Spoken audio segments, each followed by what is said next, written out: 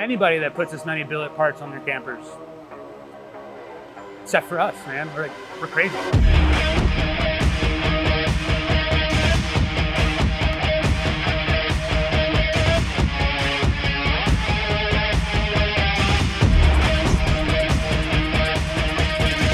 Most campers and RVs are made out of sheet metal and composites. It's the wrong application. Minivans, sheet metal box. Airplanes, sheet metal box. But trophy trucks, tubular space frame. GFC campers, tubular space frame. Just makes sense. Fast, they're made to race. The billet parts do make our campers a lot stronger and a lot lighter. If I'm being honest, not all the parts have to be billet. We've got a bunch of rad machines, make a lot of rad parts, so why not go a little nuts?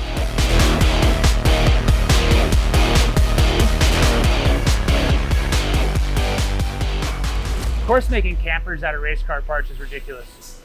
If you had the choice of being ridiculous or not being ridiculous, be ridiculous.